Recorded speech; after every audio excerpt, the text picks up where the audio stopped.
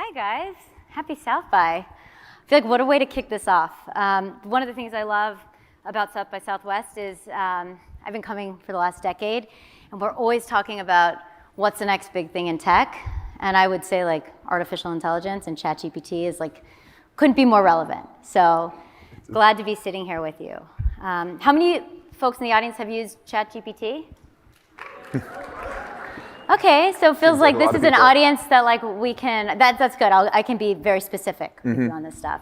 And remember, you guys ask questions. I'm gonna leave 15 minutes at the end to get to it. So I wanna get to OpenAI, and I wanna talk about the company behind ChatGPT, but I would love to start with ChatGPT. So let's go, it's November 22nd. You guys released ChatGPT. This is an AI chatbot that's developed by OpenAI. It's built on top of large language models. A large language model called GPT-4. You release it November 2022. Over 100 million users in 2 months. This becomes the fastest growing application in history. Just for some perspective, it took Facebook, Meta, 4.5 years to reach 100 million users. Took TikTok 9 months. Like, why was ChatGPT the killer app? Yeah, I actually think about this question a lot because for us, we actually had the technology behind it, the model behind it, created almost a year prior. So it wasn't new technology. Right. But the thing that we really did differently is that we did a little bit of extra work to make it more aligned. So it really, you could talk to it, it would do what you wanted. But secondly, we made it accessible. Right? We built an interface that was super simple. It was kind of the simplest interface we could think of. We made it available for free to anyone. Yeah. And I think that the thing that was very interesting was as this app really took off and people started using it, we could see the gap between what people thought was possible and what actually had been possible for quite some time. Right. And I think to me, this is actually maybe the biggest takeaway, is that I really want us as a company and as a field to be informing people to make sure that they know what's possible, what's not, kind of what the forefront is going to look like and where things are going. Because I think that's actually really important to figure out how to absorb this in society. Like, how do we actually get all the positives and how do we mitigate the negatives? Like in the past, I mean, should we talk about Tay? We won't talk too much about Tay. I don't want to, but like chatbots are hard to put out there. But there was something about what you put out there, and you talk about that gap, right? That it didn't implode, right? It learned a lot, and all of a sudden, it's almost spurred this whole new era of everyone saying, could we do this? Could we do this? Could we do this? Why now? Yes, so as we were preparing ChatGPT for release, the thing I kept telling to the team was the most important thing, we can be overly conservative in terms of like refusing to do anything that seems even a little bit sketchy, that's fine. Most important thing is that we don't have to like turn it off in 3 days. Yeah. Because that Were is- you worried when you kind of like pressed publish on this? You have to be worried. How could you not, right? Yeah. Like, we've been doing lots of testing, right? We have our own internal red teams. We'd had beta testers on it, hundreds of beta testers for many, many months. But it's very different from kind of exposing it to kind of the full diversity and adversarial and sort of beautiful force of the world and where people are going to apply it. And so for us, I think that we have been doing iterative deployment for a very long time, right? Yeah. We've been ever since 2020 June or so is when we first released a product, an API, so people could use these language models. We've been making them more capable, getting them into more people's hands, but we kind of knew this was going to be just a different dimension. Yeah. And it was our first time building a consumer-facing app. And so we definitely were nervous, but I think that the team really rose to the occasion. Yeah, I definitely want to talk about the future of ChatGPT because I know a lot of folks, especially we have a lot of users in the audience, are curious about it. But let's look, I want to go to the past, right? Because the company behind ChatGPT, DALL, is OpenAI. And it's interesting because in the Silicon Valley world, you have like a sexy company, it comes out, everyone's talking about it. OpenAI was just kind of the opposite. It just was kind of like hanging out in the background until this thing came out. Until you put out these products that could shift culture and start all these questions. And so let's go back. It's 2015, July, and you're in Menlo Park at a fancy hotel called the Rosewood. I don't know if anyone here has been to the Rosewood. It's certainly a scene. You're sitting there, who's there? What are we eating? Why are we there? What's the topic of conversation? I promise I'm going somewhere with this. Well, I couldn't tell you what was on the menu that night. Right? But yeah, we were... I just want to know what Elon Musk was eating during this conversation. Yeah. So, okay, sorry, I got ahead of it. Go ahead. So we were having a dinner to discuss AI in the future and kind of just what might be possible and whether we could do something positive to affect it. And so my co-founders at OpenAI, so that's Elon, Sam, Ilya, and other people were all there. And kind of the question was, is it too late to start a lab with a bunch of the best people at it? Right? We all kind of saw that like AI feels like it's going to happen. It feels like AGI, really building human level machines, will be achievable. And what can we do as technologists, as just people who care about this problem, to try to steer it in a positive direction? And kind of the conclusion from the dinner was, it's not obviously impossible to do something here. And you felt a sense of urgency. I did. Why? For sure. The moment, I think the thing that is easy to miss here, right, is I think now people see ChatGPT and they say, wow, like suddenly you feel the possibilities, right? And you both see what's possible, like not science fiction anymore, right? Actually usable today. But it's still hard to kind of extrapolate, to really follow the exponential, to think what might be possible tomorrow. And I think that the mode that I have been in for a long time has been really thinking about that exponential. Like, I remember reading Alan Turing's 1950 paper on the Turing test. And the thing that really stuck out to me, and this was right after high school, was he said, look, you're never going to program a machine to solve this problem. Instead, you need a machine that can actually learn how to do it. Mm-hmm. And that, for me, was the aha moment. The idea that you could have a machine that could solve problems that I could not, that no human could figure out how to solve. Like, that so clearly could be so transformational, right? There's all these challenges, global warming, climate, just like medicine for everyone, like all these things that are kind of out of reach. I don't know how we're going to do it. But if you could use machines to aid in that process, we want to. And so I think we all kind of felt like, okay, the technology is starting to happen. Deep learning is an overnight success that took 70 years, right? It's like, 2012, there was a big breakthrough on image recognition, but it really took another decade to start to get to the point that we're at now. But we could all see that exponential, and I think we really wanted to really push it along and really steer it. And I mean, you at the time, before you were the CTO of Stripe, this little company called Stripe. Yeah. And you really felt that you, Sam Altman at the time, Elon Musk, we can get into all this later, but that you guys could build something better, and you guys could build something that was pro-humanity and not anti-humanity, which there's always that fine line in technology, which I think the last decade has kind of taught us. Yeah, and I would quibble a little bit with, I don't know that at least for me personally, that I viewed it as we would build something better, in the sense of like, there's lots of other people who are in this field doing great work too. But I wanted to contribute, and I think it's one thing that's actually very important about AI and something that's very core to our values and our mission is that we think this really should be an endeavor of humanity, right? And if we're all thinking about, well, what's my part of it? Like what do I get to own? I think that is actually one place where the danger really lies. And so tell me about how the company was and is structured, because now that was 7 years ago. So take us behind the curtain. I saw something Sam Altman wrote. He said, we've attempted to set up our structure in a way that aligns our incentives with a good outcome. What does that even mean?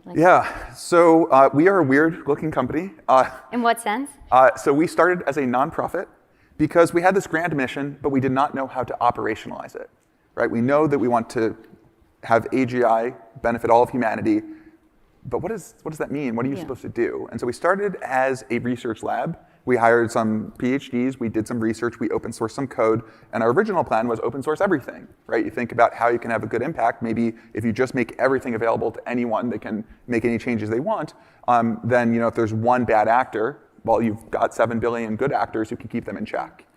And I think that this plan was a good place to start, but Ilya and I, we were really the ones running the company in the early days, spent a lot of time really thinking about how do you turn this into the kind of impact that we think is possible, into something that really can make a difference in terms of just how beneficial AGI ends up being.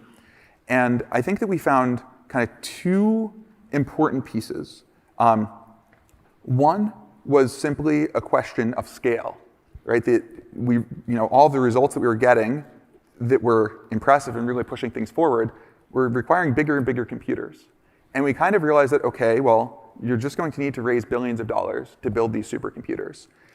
And we actually tried really hard to raise that money as a nonprofit. Like I remember sitting in a room during one of these fundraisers and looking in the eyes of a well-known Silicon Valley investor. Who is that? Well, I wouldn't share the name, but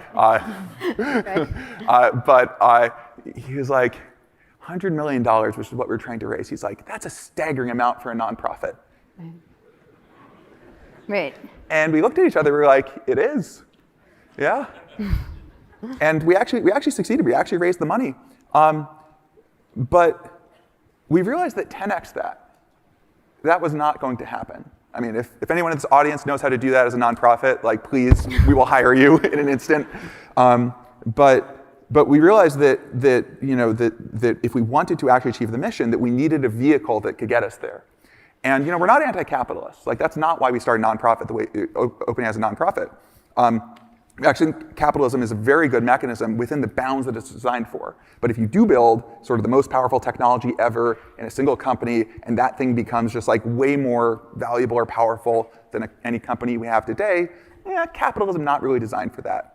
So we ended up sort of designing this custom bespoke structure. It's super weird. Like, we have this limited partnership with all custom docs. If you're a legal nerd, like, it's the kind of thing that is like actually really, really fun to dig into.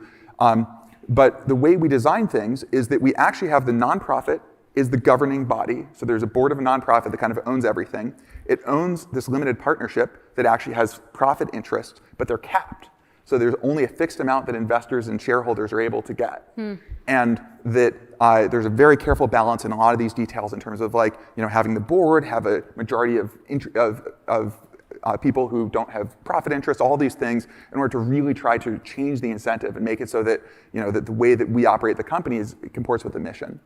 And so I think that this kind of approach of really trying to figure out how do you balance, how do you approach the mission, but how do you make it practical? How do you operationalize it? That is something that has come up again and again in our history. And if we look back at the history of, artificial intelligence, this is nothing new, obviously. So what is it about now that feels like a watershed moment? Why now are all companies putting money into this? Why now is this the thing that we all are talking about? What is it about the technology now? Yeah. Well, I think the fundamental thing here is really about exponentials, right? It's like, no matter how many times you hear it, it is still hard to impossible to internalize. And when I look back, we've done these studies on the growth of compute power in the field, and we see this nice exponential with a doubling period of every 3.5 months, as opposed to 18 months for Moore's law. It's been going on for the past 10 years or so. But we actually extrapolated back even further, and you can see that this exponential continues all the way. Slightly smaller slope. It used to be Moore's law. But over the past 10 years, basically, people have been being like, well, you could go faster than Moore's law by just spending more money. And I think that what's been happening is we've been having this accumulated value, this slow roll, rather than trying to do a flash in the pan, just get rich quick kind of thing that maybe other fields have been accused of. AI, I think, has been a much more steady, incremental build of value. And I think that the thing that's so interesting is normally if you have a technology in search of a problem, adoption is hard. It's a new technology. Everyone has to change their business. They don't know where it fits in. For AI, for language in particular, every business is already a language business. Right. Every flow is a language flow. And so if you can add a little bit of value, then everyone wants it. And I think that is the fundamental thing that really has driven the adoption and the excitement, is that it just fits into what everyone already wants to do. Well, and also in 2017, a model called transformers, right? These large language models, and this idea that you could treat everything as a language, music and code and speech and image. The entire world almost looks like a sequence of tokens, right? If we could put a language behind it. That was really an accelerant for a lot of what you're building too. Yeah, I think that it's, the way that I think about the progress, the technological driver behind this, is that it's very easy to latch on to any one piece of it, right? Transformer, definitely a really important thing. But where the transformer came from was really trying to figure out how do you get good compute utilization out of the compute hardware that we use, these GPUs, right? And the GPUs themselves are a really impressive feat of engineering that has required just huge amounts of investment to get there. And the software stack on top of them. And so it's kind of each of these pieces, and each one kind of has its time. One thing that's super interesting to me, looking from the inside, was that we were working on language models that looked very similar to what we do today, starting in 2016. We had one person, Alec Radford, who was really excited about language, and he just was kind of working on building these little chatbots, and we really liked Alec, and so we were just very supportive of him doing whatever he wanted. And meanwhile, we were off investing in serious projects and stuff, and we were just whatever Alec needs, we'll make sure he gets. And 2017, we had a first really interesting result, which was that we had a model that was trained on Amazon reviews, and that it was just predicting the next character, just what letter comes next. And it actually learned a state-of-the-art sentiment analysis classifier. You could give it a sentence and it would say, like, this is positive or negative. May not sound very impressive, but this was the moment where we kind of knew it was going to work. Wow. Right? It's so clear that you would transcended just syntax, where the commas go, and you'd move to semantics. Right. And so we just knew we had to push and push and push. I mean, it always comes to Amazon reviews. Who knew that this right? is the real story behind it? Exactly. You always start small. Every day there's a new headline on how this technology is being adapted. I just literally was Googling it yesterday. It's like the latest headlines are companies are harnessing the power of a chatbot to write and automate emails with a little bit of personalization. Another headline, how ChatGPT can help abuse survivors represent themselves in court if they can't afford otherwise. We obviously know about Microsoft's being and disrupting search. From the seat that you're sitting in, what for you, and if you could be as specific as possible, what do you think are the most interesting and disruptive use cases for generative AI? Yeah, well, I actually first want to just tell a personal anecdote of the kind of thing that I am very hopeful for. Medicine is definitely a very high stakes area. We're very cautious with, how people should use this kind of technology there. But even today, I want to talk about a place where I have just been like, I really want for my own use. My wife, a number of years ago, had a mysterious ailment that she had this pulsating pain right here on her abdomen, bottom right side. And it wasn't appendicitis. We went to first doctor, and the doctor was like, oh, I know what this is, and prescribed some antibiotic. Nothing happened. Went to a second doctor who said, oh, it's a super rare bacterial infection. You need this other super powerful antibiotic. Took that. And over the course of 3 months, we went to 4 different doctors until finally someone just did an ultrasound and found what it was. And I kid you not, I just typed in, a couple sentences of description that I just gave here into ChatGPT. It said, number 1, make sure it's not appendicitis. Number 2, ruptured ovarian cyst. And that is in fact what it was. Wow.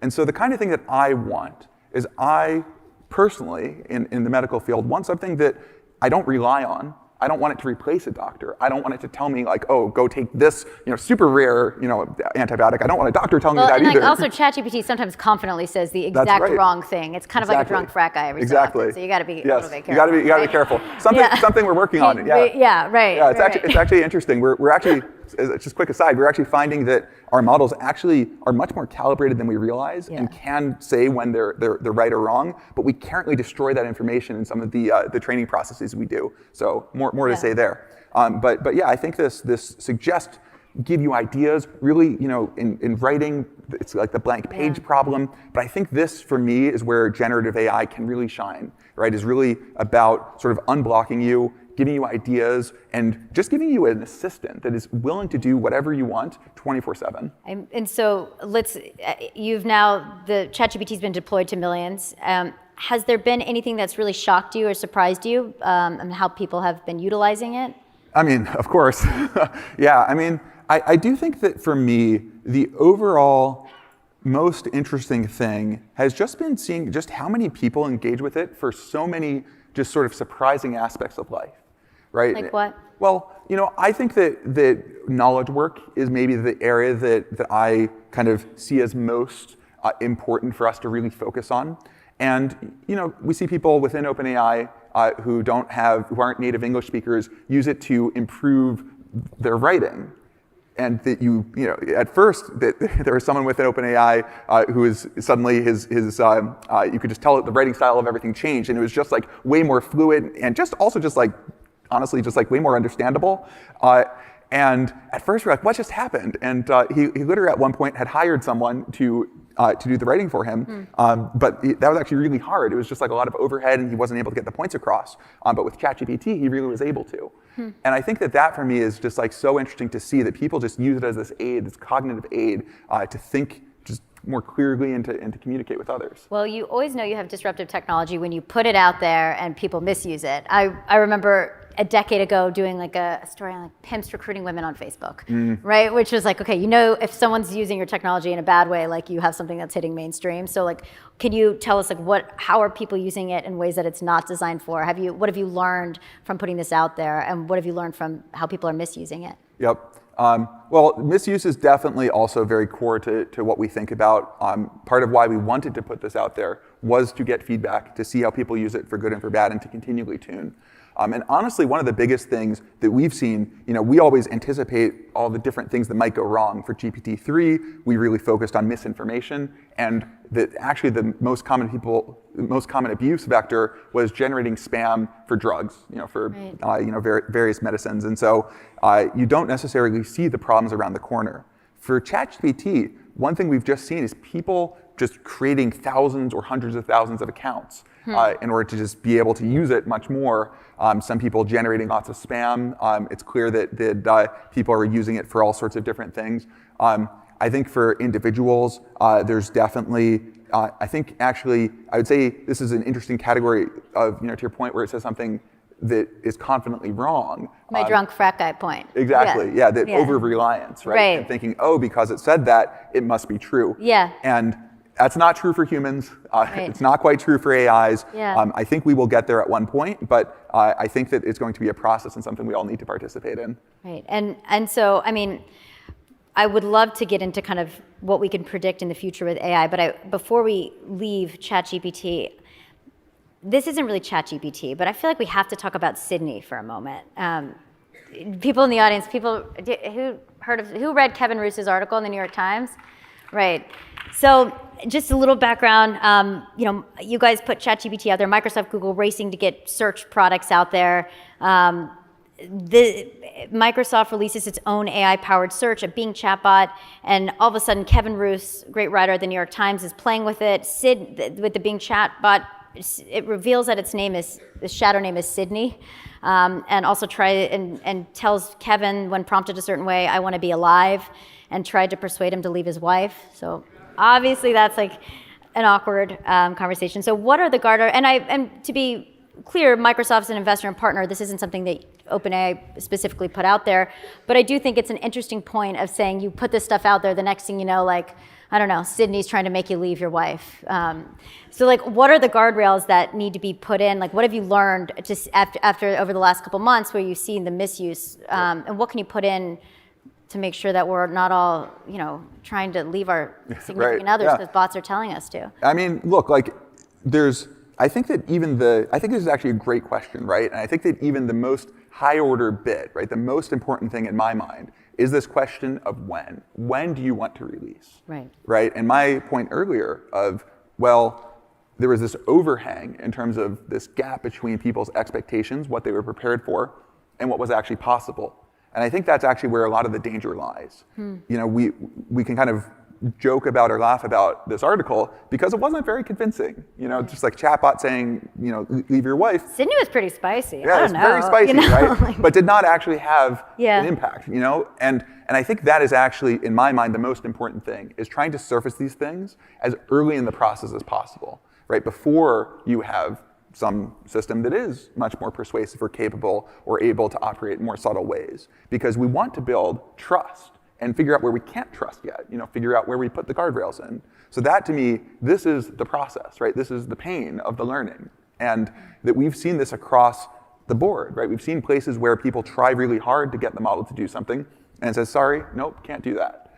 We've seen places where people use it for positive things, and we've seen people cases where people have outcomes like this.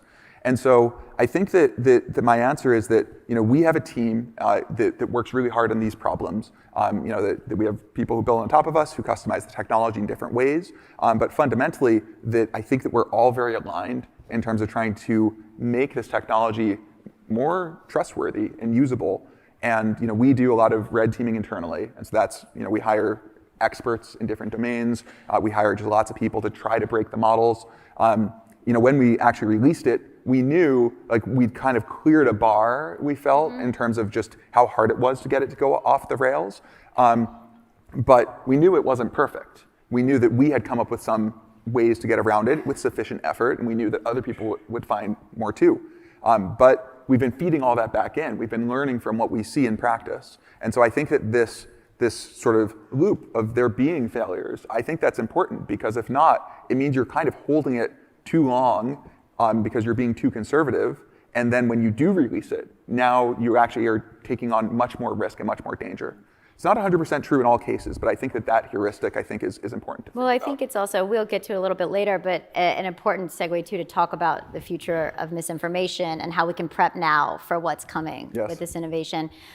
Before we get to it, I mean, I think one of the most interesting things to me is the ability for this technology to synthesize information and make predictions and identify patterns. So can you tell me what you think the most interesting future use cases of what artificial intelligence will be able to predict will be? Like predict disease, predict stock market, predict if you're gonna get not you, if someone's gonna get a divorce, you know, like what could this predict? Take us to paint the image of the future. Well, I think that the real story here in my mind is amplification of what humans can do. And I think that will be true on knowledge work. I think that it will just be that it's kind of like if you hire 6 assistants who are all like, you know, they're not perfect. They need to be trained up a little bit. They don't quite know exactly what you want always, but they're so eager, they never sleep. They're there to help you. They're willing to do the drudge work. And you get to be the director. And I think that is going to be what writing will look like. I think that's what coding will look like. I think that's what sort of, you know, business communication will look like.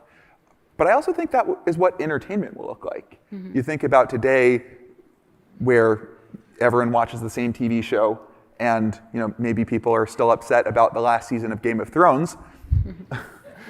But imagine if you could ask your AI to make a new ending that goes a different way.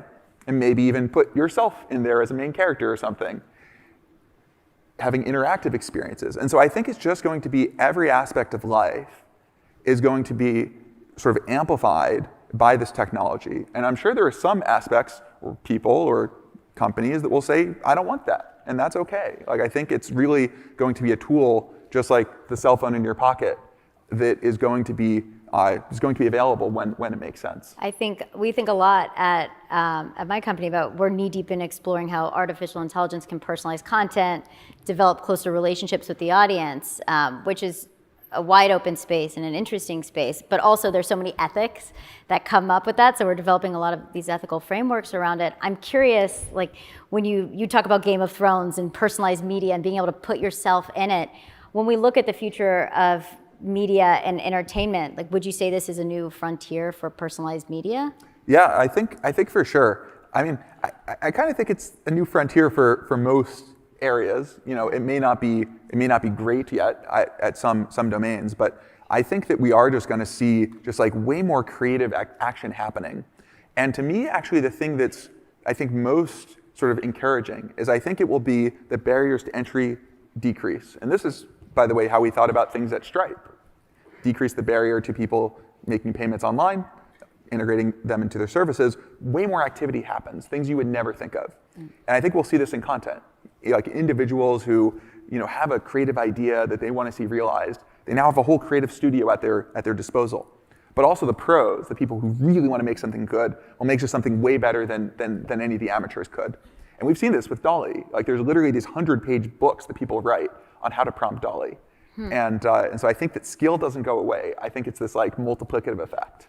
I mean, but there will also be all these murky questions around identity and attribution as these models go mainstream. So it's not perfectly clear what the data sets are used to train. So when we take a step back, and this is a more fundamental question, should an artist's style with models trained on their work, should it be available to folks, to anyone without use of attribution? What are you guys thinking about when it comes to these ethical? Yeah, so we engage very closely with policymakers, and I think this is a really important conversation to have.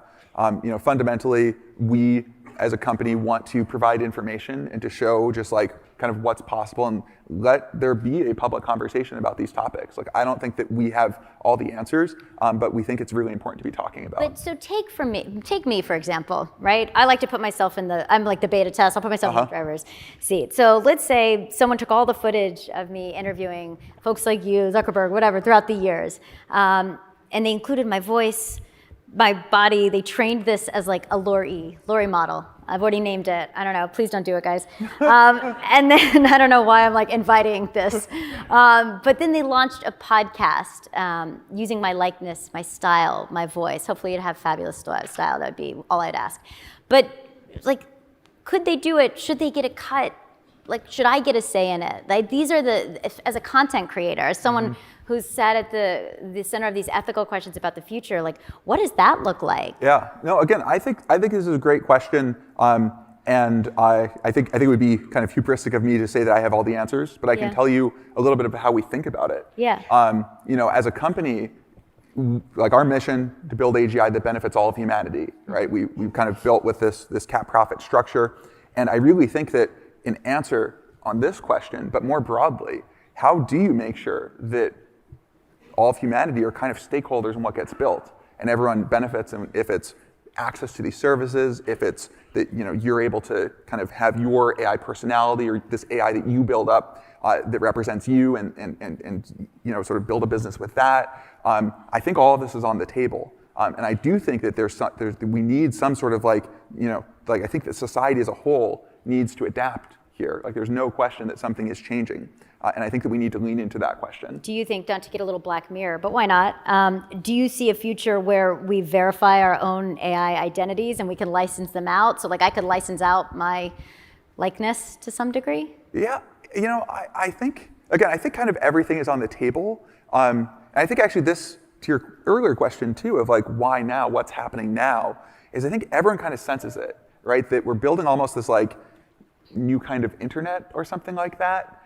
And in what sense? Well, I think that the where content comes from, in good and bad ways, right? How it's created, like what an application is. There's Web 1.0 and 2.0 or something, and I'm not going to talk about Web 3, but is it too soon? there you go. Soon. Yeah, no, I've never. More to say there. But I think that where we're going is what an application is will be very different, right? That right now, you think of this content that was written by someone that's very static, you can't really interact with it. But we're clearly moving to a world where it's alive, right? You can talk to it and it understands you and helps you. Like honestly, every time I go through some menu and I keep trying to find where I'm supposed to click, I'm like, why is this still here? Yeah. And I think in the future it will not. Going back to kind of the next iteration of ChatGPT, and it was built on GPT-3. Correct? 3.5. Okay, yes. 3.5. How much powerful is the current technology you're building on? We are continuing to make, I say, significant progress. But blink twice if it's 10 times more powerful. Or, okay, 3 times. There we go. I guess all I can say is that, can't comment on unreleased work, but I can say that we work really hard both on the capability side and on the safety side, and that there's been a lot of rumors swirling around about what we're going to be releasing and what's coming out. And what I can definitely say is that we do not release until we feel good about the safety and the risk mitigations. And I mean, and you guys have the ability to turn up the dial, turn down the dial, and we've seen, I joke about ChatGPT confidently, it does so many fascinating things, and it sometimes confidently says the wrong thing. Like I was asking it my bio, and it confidently said 3 out of 4 things that were correct, right?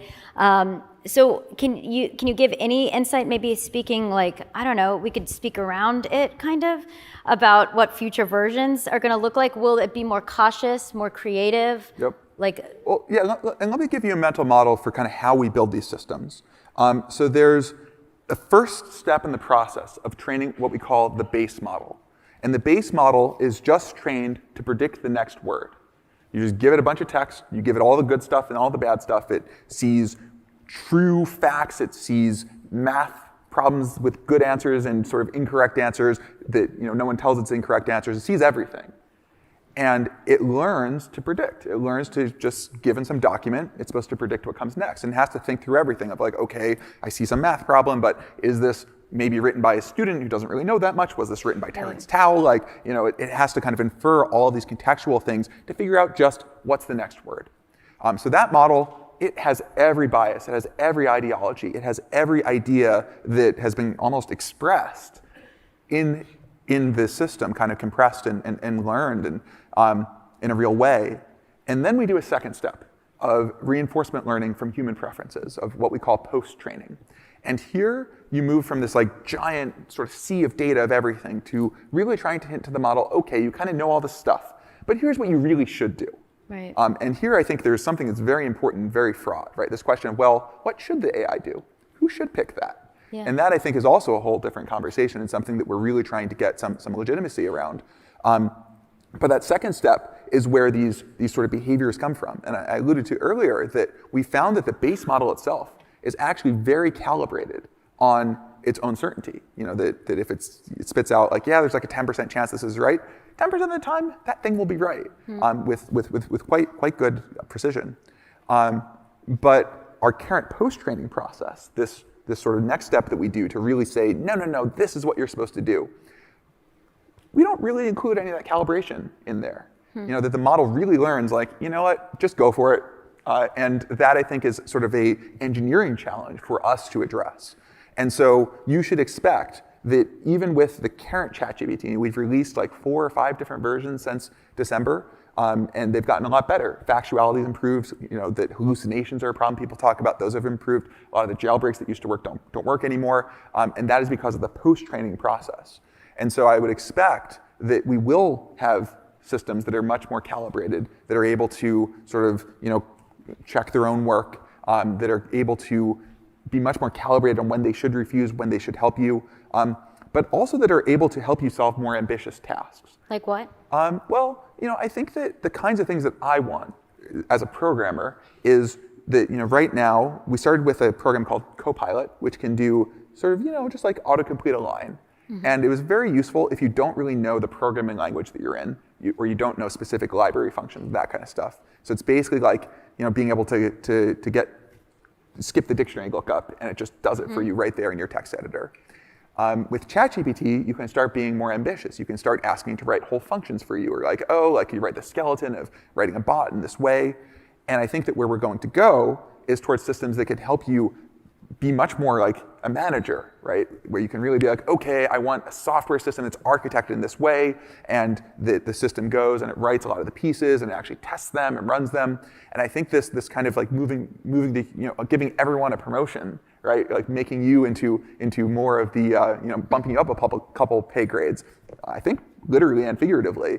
I think that's like the kind of thing that they will do. So the future of ChatGPT is we're all getting a promotion. I think so. I think so. It's not too bad if we achieve it. I think there's obviously a lot of fear around the future of artificial intelligence, right? People say AI is coming for our jobs. Be honest with all of our friends here. What jobs are most at risk? Yeah.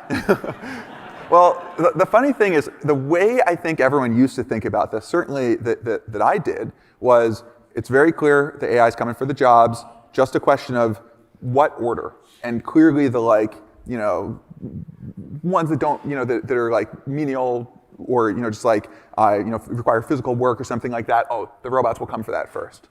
And in reality, it's been very different, right? That actually we've made great strides on cognitive labor, right? On, think about writing poems or anything like that. And we have not made very much progress on physical things. And I think that this amplification is kind of showing a very different character from what was expected.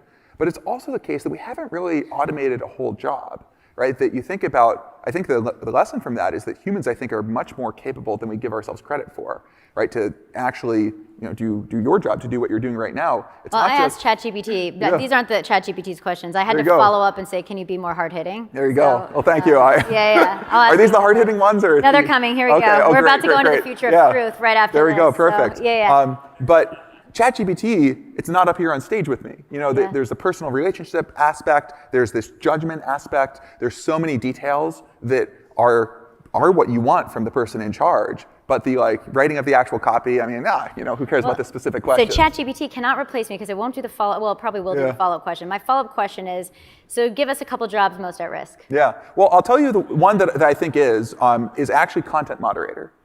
So jobs, what I've really seen is jobs that you kind of didn't want human judgment there in the first place. Right? You really just wanted a set of rules that could be followed, and you kind of wanted a computer to do it. But content moderation, I think, is just a difficult thing. I think we've all read about people having to read these pretty horrible posts and decide, is this thing sufficiently horrible or just slightly not sufficiently horrible to be disallowed? And that's something I already see this technology impacting. So that might be a good segue into the future of truth, right? Because I think we're entering this really fascinating, exciting, and scary era of you have the rise of deep fakes, these automated chatbots that could have the ability to persuade someone one way or the other. What happens to truth in an era where AI just makes fiction so believable?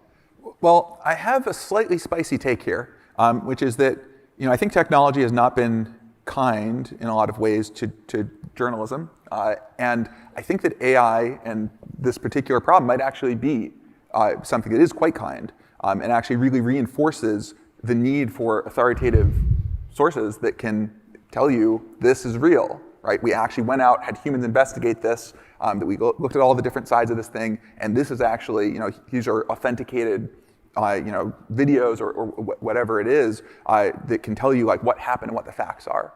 And so I think that where we're going to go is away from a world where, because certainly you saw some text somewhere that you can trust it's true, it's never really been the case. Humans have always been very good at writing fake text. Images, doctored images, those have existed since the invention of photography. But this gives us the ability to do this at viral speed. 100%. Right? All the bad things that happened over the last decade, if we're not careful, this will amplify. Yes, and I think this to me, I agree with this, right? I think this is kind of the crux, is that the fact of being able to do these things at all, not new. The fact of being able to do it with a much lower barrier to entry, that's new, and that will, I think, spark the need for new solutions. We've never had real answers for sort of chain of custody of information online. We've never really had verified identities. All these things people talked about since the beginning of the internet, but I think there was never really a need for it. Yeah. And I think the need will come. Yeah, the folks, I was at an event for the folks for the Center for Humane Technology. They're the folks who did also like the Social Dilemma, which in my opinion, Social Dilemma was great, but it's like we've been having these conversations for 10 years before Netflix puts out a doc and asks these questions, right? So we're at the beginning of an interesting era, and we should ask these questions before like we have to do a sexy doc on it in 10 years. So there was something that was said there that I thought was really important. They said that 2024 will be the last human election, meaning by 2028 we will see synthesized ads, viral information powered by artificial intelligence. Someone releases a Biden-Trump filter, tens of millions of videos are going out there. We don't know who's saying what. So what can be built now? Like what has to happen now in your opinion to get ahead of what will be the inevitable downside of this? Yeah, so I think this is a great question, and I think this is like maybe also going to be a tip of an iceberg kind of problem, where it's like it's the most visible one, it's clearly extremely impactful, it's one that has been very topical for a long time, but I think that we're going to see the same questions appearing across all sorts of human endeavor, of just as there's more access to creation, how do you sift through for good creation? How do you actually find what is true or find what is high quality, or how do you make sense of it? And I think some of this is really going to be about what people building good tools. Like we've seen this within, I think, the social media space. Like even, for example, people building tools for cyber harassment, to make it so that people can easily block, various efforts and things like that. And I think that we need lots of tools to be built here that are really tackling this problem. And so that's one reason that we don't just build ChatGPT, the app. Actually, our main focus is building a platform. So we release an API. Anyone can use this to build applications. And I think that you have an opportunity, some using traditional technology, some using the AI's technology itself, in order to actually sift through and figure out like what is high quality curated and people want to put their stamp of approval on it. Right. I remember the move fast and break things era of Meta, Facebook. Remember they used to have the signs that said move fast and break things. I know OpenAI puts these things out there in an iterative way and has a philosophy about limiting growth to some degree and getting feedback. But now I would say because of what's launched, there's this AI race with the biggest companies throwing in money, investing, and we both know that the economic incentives don't always align with what's best for society. What do you think we've learned from the last decade of tech innovation that we must use as we enter into this new era where the stakes, you could argue, are even higher? Yeah, we think about this a lot. Like I have spent a lot of time really trying to understand for each of the big tech companies what did they do wrong? And right, but like to the extent that mistakes were made, like what are they? What can we learn? And actually, one thing I found very interesting is that there's not really consensus on that answer. Like, I wish there was a clean narrative that everyone knew, and it's just like, just don't do this thing. Well, I could give an opinion. I'll give an opinion. I would love it. Yeah. I've interviewed Mark Zuckerberg many times, and I would say, just having been across from some of those folks, I think the biggest mistake is not understanding humans. In a nutshell, right? So how I think we've got the stamp of approval on it. Right, great, and the audience go. agrees. So I think it's you. I mean, it sounds like you guys have done a lot of thinking into how you put this out there and how you build out these APIs that other people can build on. Who are the people that need to build out for these solutions? Like, who can you guys, now that you have a seat in Silicon Valley and you're at this really powerful place, like who do you guys bring in that's different, diverse, and interesting? Yeah, so we do quite a lot of outreach, and I actually think this is one of the things that's going to be most important. Like, even for example, on how we make decisions on the limits of what the AI should say. We've written a blog post about this, but we think that this is something that really needs legitimacy. It can't just be a company in Silicon Valley. It can't just be us who's making these decisions. It has to be collective. And so we're actually, and we'll have more to share soon in terms of exactly what we're doing, but we're really trying to scale up efforts to get input, to actually be able to help make collective decisions. And this kind of like question of global governance is something that has been really core to our goals from the beginning. And so I think that it's just so clear that you do need everyone to have a seat at the table here, and that's something we're very committed to. And then talking like regulation, I think it's OpenAI talks about moving at a bit of a slower pace, but these tools are being deployed to millions. So the FDA doesn't allow a drug to go out to the market unless it's safe. So what does the right regulation look like for artificial intelligence, and what's happening? So yeah, this is again something we've been engaging with policymakers since day one, really. I did a couple of congressional testimonies back in like 2016, 2017. It was so interesting to see that policymakers were already quite smart on these issues and already starting to engage. And I think that one thing we think is really important is really about focusing regulation on regulating harms. Right, that it's very tempting to regulate the means, and we're actually seeing this right now with like the EU AI Act. That's kind of a question of exactly how to sort of operationalize some of these issues, and that the thing you really want is to really say, like, let's think about the stakes and really parse apart what are high stakes areas, what are low stakes areas, what does it mean to do a good job, how do you know, and these sort of measurements and evaluations, like those are really, really critical. And so we think that government, it's a key part of the issue, right? Like this question of how do you get everyone involved? The answer is we have institutions that are meant for that. Right. And so should there be a new regulatory body for artificial intelligence? Because often, remember when Zuckerberg went to Congress and they asked how Facebook made ads, or how Facebook made money, and the answer was like, we sell ads. So really understanding, because it certainly seems like there's going to be all these new issues. Should there be a new regulatory body for this? Again, I think it's on the table. I think more likely what I see happening is like, I think that AI is just going to be so baked into so many different pieces, and honestly so helpful in so many different areas, that you kind of can't have the FDA not know about AI, right? You can't have any of these institutions be like, someone else has got it, it's all good. Right. And so I think that you do need some cohesive strategy, but I think that every organization, government or otherwise, is going to have to understand AI and really, really figure it out. Well, I know we have to wrap soon because I want to get to questions, but I thought we could do a little lightning round. Okay. I love a good lightning round. Okay, AI will be sentient when? Long time from now. Like how long? This kind of question I prefer not to comment on. Okay. Hard to answer. Most interesting future use cases for DALL-E? I think it's going to be just making your dreams come to life. Oh, in what sense? Sorry, well, I think you hook up your brain-machine interface, and then you do a nice rendering, and like you'll get great visions of your dreams. Spiciest take on the future of AI. Spiciest take on the future of AI that you're generally not allowed to say publicly. Oh man,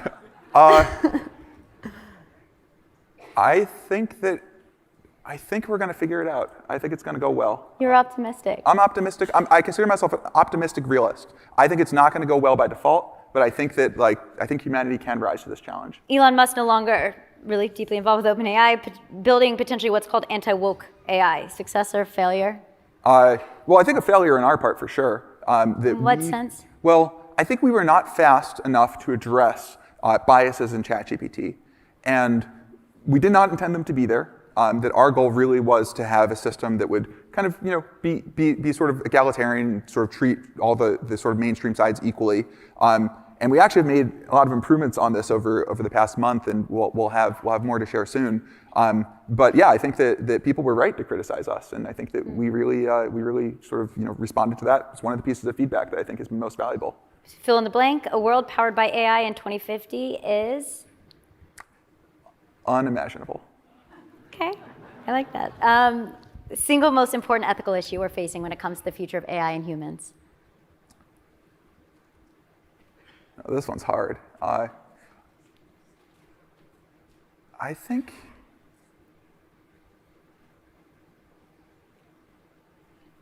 it's the whole package, honestly. I think it's this question of how the values get in there, who's in control, how do the benefits get distributed, how do you make sure that the technology itself is safe and kind of used in the right ways, and that sort of the emergent risks that are going to appear at some point with very capable systems don't end up overwhelming the positives that we're going to get. And so yeah, I think that it's the whole thing. And at some point, to your first question, the sentience question, at what point do the systems have moral value? And the answer today is definitely not. But I am not, I don't know, we need to engage some moral philosophers to help answer some of these questions. Are you guys going to hire philosophers? We're going to hire, I think, kind of everyone across the board. Like, I think that this is not a, this is one key thing to get across is I think that within AI, I've definitely seen this fallacy of people thinking this is a technology problem, or just saying look, there's the sort of alignment problem of how do you make the AI sort of, not go off the rails. But the society thing, that's the hard part. I'm not going to worry about that. And I think you can't do that. I think that it really has to be that you engage with the whole package, and that I think is going to require everyone. I think I like the understanding of understanding the people behind the code that transforms society. And so I've just met you in person today, but we've spoken a little bit and about some of the ethical stuff too. You're at the helm of one of the most important technological advances of our time. What do you want people here to know about you? Well, I love my wife. Not going to listen to the chatbot. She is fabulous. She's not being replaced. Sydney cannot break up that marriage. And she actually, we were talking about this last night. She was asking why do I do it? Because I work a lot. I think we give up a lot of time together as a result of just how much I really try to focus on the work and trying to kind of move the company forward. And I hadn't really thought about that question for a while. And I thought about it, and my true answer was because it's the right thing to do. I think that this technology really can help everyone, can help the world. I think it's these problems that we just see coming down the pipe, climate change again being one of them. I think we have a way out, and if I can move the needle on that, and I'm grateful to be in the position that I am, but honestly, when we started the company, what I cared about most was I was just I'm happy to do anything. First day, two people were arguing about something, they didn't have a whiteboard. I was like, great, I'll go get the whiteboard. And I think that this problem is just so important. It transcends each of us individually. It transcends our own position in it. And I think it is really about trying to get to that good future. Great. Well, thank you. I'm going to get to some questions because people have some great questions. Do you believe that there's a risk of a decline in human intelligence as we start to outsource our cognition to AI? Yeah, this is definitely something that keeps me up at night. Although it's interesting to see this trend across all previous technologies. Radio, television. I've talked to some esteemed statespeople who have said the politicians these days, nothing compared to Teddy Roosevelt. Read all of Teddy Roosevelt's great thoughts, and people just don't read enough anymore, and so they just don't think as well. It's so unclear to me. I feel is this true or is it not? But I think that what is definitely important as we see this new technology coming is figuring out how to have it be an intelligence multiplier, right? So that sometimes, yeah, you do need to solve the problem yourself, but what you really want is you want a great tutor. You want someone who breaks down the problem to you, really understands what motivates you, and if you have a different learning style. And so I think there's an opportunity here. If you're just blindly not thinking anymore, yeah, you're probably not going to learn to think. But if you have something that actually is figuring out how do I help you fish? How do I help you learn to fish? I think you could go way further. What is your opinion on, this one was upvoted a lot, so I'm being true to the audience. They have good questions. All right. What is your opinion on intellectual property rights for AI-generated content trained on the work of a particular artist? We talked a little bit about this, but the people want more. The people want more. Yeah. I mean, honestly, this is I think like important question. Exactly. Right? I think this is like asking a question about exactly how copyright should work, right at the creation of the Gutenberg press, right? Where it's like, we are going to need to have an answer. We're engaging with the Copyright Office. We're engaging with lots of different areas. And I don't personally know what exactly the answer should be, but I do think that, like, one thing that I do want to say, not to kind of hedge everything here, is that I do think that the content creators should be sort of, it should be a more prestigious, a more compensated, a more just like good thing for people to pursue now than ever. And I think if we don't achieve that in some way, then I think that something has gone wrong. Will there be new laws that didn't exist? Oh, for sure. I mean, there should be. What do you think they will be? Like, well, again, I don't want to speak out of turn. Yeah. I don't want to be too. I just don't want to speak out of turn on these issues. But I think that, to me, the process that's happening right now is really important. There's a lot of just like conversation about these things. People really care, and they should. And that we are trying to figure out mechanisms just within our own slice of how we implement things and how we sort of work with different partners. For DALL, for example, the very first people that we invited to use it were artists, right? Because we really wanted to figure out, how do we make this be a tool that you are excited about and that you feel like, yes, like I want this. I want there to be more of this in the world. Yeah. Someone had the question, what should I teach my 1-year-old daughter so she can have a job 20 years from now? I think that the most important thing is really going to be these higher level skills, right? Judgment, really figuring out, is this good, is this bad? Do I like this? Do I not? Knowing when to sort of dig more into the details. And really, I think today, just even playing with these systems, I think that it will be the case that we're going to make the next generations of the DALL-Es and these other systems just be, you don't even have to know language, right? They should become much more child accessible. And I think that children being sort of AI native users, I think you're going to find that you're going to figure out how to just use these in totally unimaginable ways. Right. Let's see. Sorry, this one's not working. I'm going to this one. Okay, how can we maintain the integrity of AI models like ChatGPT when capital from corporates has entered the space, monetizing a tool run by a nonprofit? And a lot of folks, this is what ChatGPT also asked me to ask you, which was interesting. Okay, it's very topical. I like that. Know. This is good.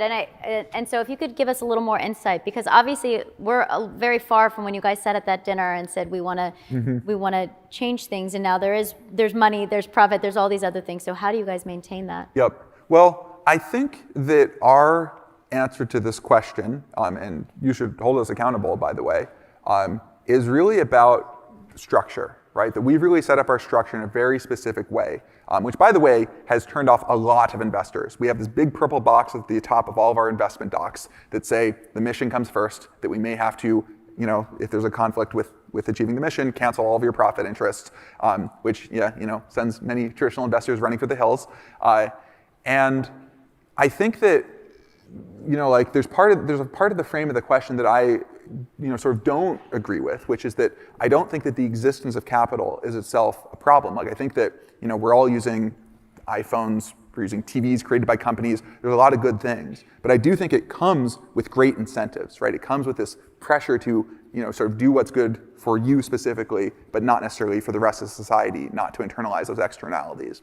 And so I think that the important thing for us has been to really figure out, how do you set up the incentives that are on yourself so that you do, as much as possible, get people to, the best people to join. You can build the massive supercomputers. You can actually build these tools and get them out there. But at the same time, if you do succeed massively and wildly beyond anything that's happened, how do you make sure that you don't, once you've kind of gotten to everything, you don't have to then 2x everything, And I think that these kinds of very subtle choices make a huge difference in terms of outcome. I want to end with a quote from your co-founder, Sam Altman. He wrote, a misaligned superintelligent AGI could cause grievous harm to the world. An autocratic regime with a superintelligence could lead to that too. Successfully transitioning to a world where superintelligence is perhaps the most important and hopeful and scary project in human, is perhaps the most, sorry, I'm really messing this up, is the most important, hopeful, and scary project in human history. Success is far from guaranteed, and the stakes, boundless downside and boundless upside, are there to hopefully unite us all. So last question to you, Greg, is do you think we're heading towards boundless upside? And if so, what is the one thing that we can do right now to make sure we tip the scales in that favor? Yeah, so I think that what we're seeing is looking very consistent with a slow roll. People kind of have thought that maybe what's going to happen is kind of nothing and then boom. Like nothing, and you get either the great outcome or the terrible outcome. And I think what we're seeing is much more of a gradual integration, and that it's scarier because it's much harder to kind of solve that problem in the lab and in your head, right? It's not a math problem. It's not a code problem. It's a human problem. And I think that this is the key. And so I think that by really engaging with these technologies, all these questions that we don't know the answers to yet, like that's the responsibility not just of us, right? That's the responsibility of everyone, not just in this room, but really in this world. And I think it's going to be, a project of decades, right? To really go from where we are to the kinds of systems that we're talking about there. And all along the way, there's going to be surprising things. There's going to be great things that happen. There's going to be causes for joy, causes for grief. And I think that they all happen in small ways now, and I think in the future maybe they'll happen in bigger and bigger ways. And I think that just really engaging with this process, right? And just really everyone educating themselves as much as possible, trying the tools to understand what is possible, and figuring out how can this fit in, right? I love the question about what should I teach my 1-year-old, because that is a hope for the future kind of question, right? And I think that I am very optimistic. Again, I think I consider myself this realistic optimist, that you really have to be calibrated. You can't just blindly think it's all going to work out, but you have to engage with all the problems. But I think it is possible that we will end up in this world of abundance and sort of the real good future. I think it won't be perfect. I think there will be problems, and there will certainly be many problems along the way. But I think we can rise to the occasion. You have children? Not yet. Not yet. Yeah, working on convincing my wife though. Okay, so I was going to say, do you believe that kids of your friends, if you end up having children, will grow up in a better world? I do think so. I think we have a shot at it, right? And again, it's not guaranteed. Like, I do not consider myself to think that any of this is for certain. And I think the moment you think that it is, that's when things go wrong. Mm-hmm. And so I think we all have to be sort of constantly asking what can go wrong and what can we do to prevent that. Right. Greg Brockman, thank you so much. Thank you. Thanks, guys. I appreciate it.